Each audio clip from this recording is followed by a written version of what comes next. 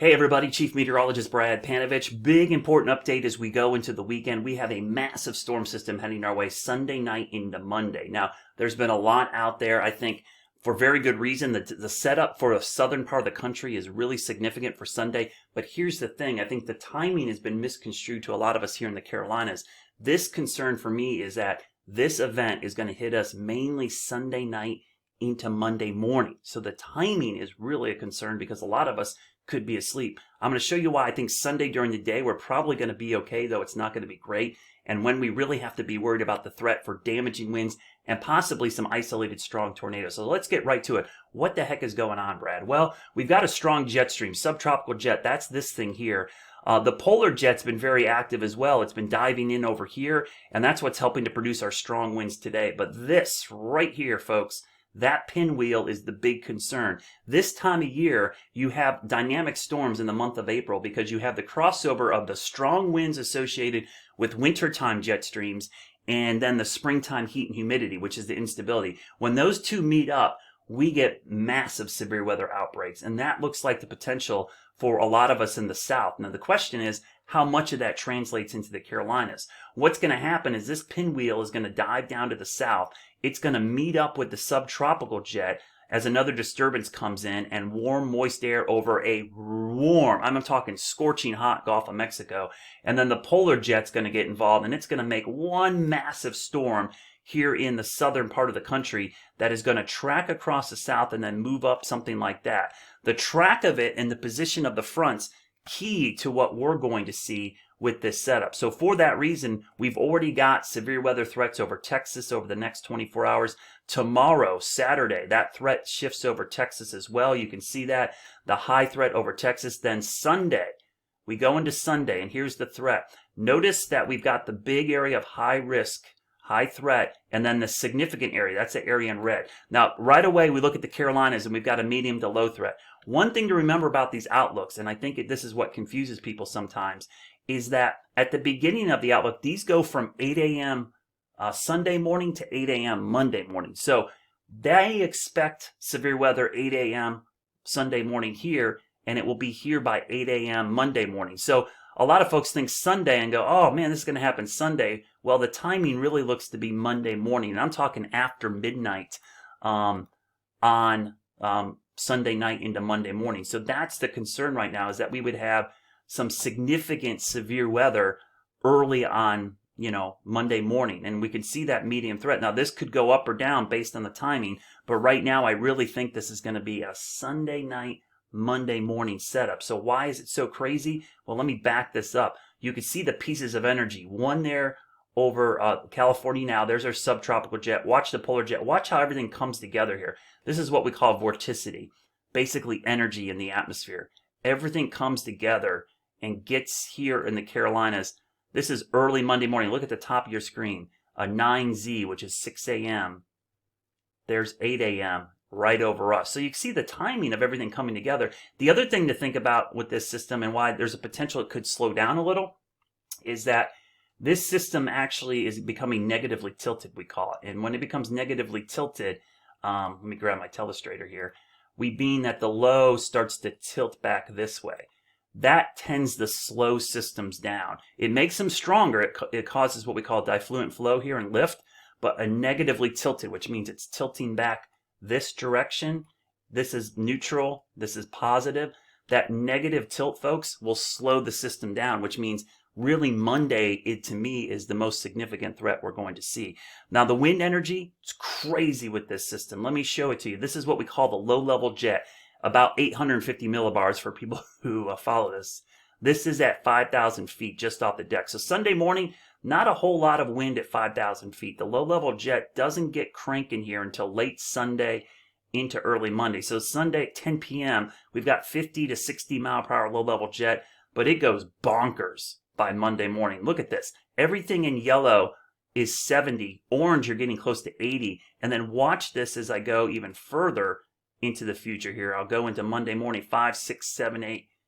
look at some of these. There's some in there that are 80, 90 miles. So 80 to 90 mile per hour winds at 5,000 feet. So what does that mean for you down at the ground? Well, if you have a front or you have storms or rain that can mix some of those strong winds down to the surface, you can see gusts close to these. Not as high. I mean, we're not going to see 90 mile. I mean, at least I don't think right now.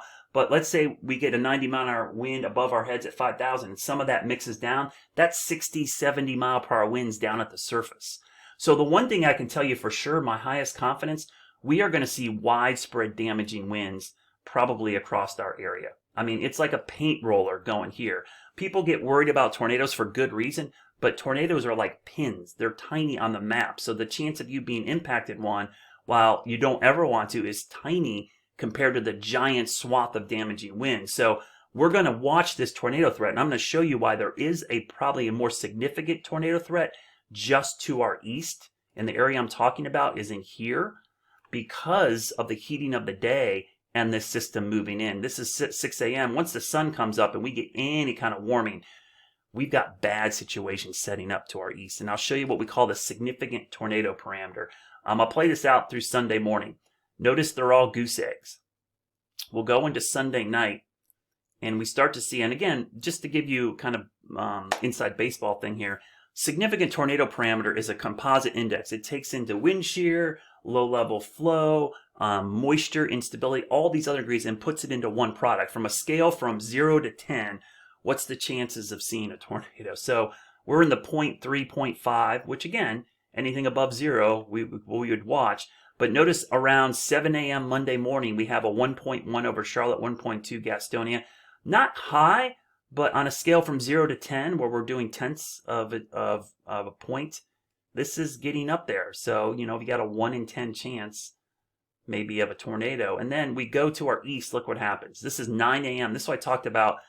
The threat to our east is probably more significant. You see in this area, we've got some 2s and 3s from Monroe, Wadesboro, and I know the specific numbers are plotting, but look at some of these numbers in here, folks. You're getting up into the 4, 5, 6 range. That is significant, especially for the Carolinas. So as far as tornado threat, it's what we call non-zero over us. That threat goes up quickly east of I-77. This area in particular, probably significant more tornado threat than back in here.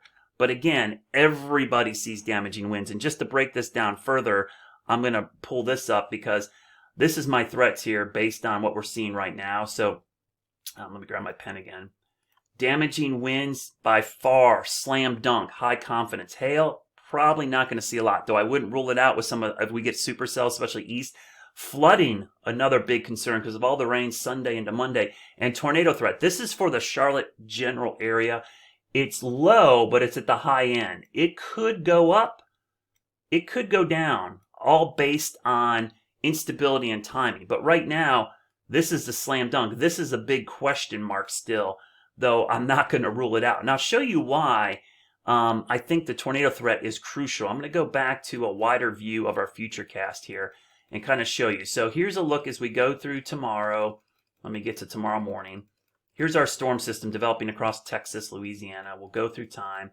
So initially this rain gets here at about 4, 5, 6 in the morning, Sunday morning. So people have been asking me, when's the rain start Sunday?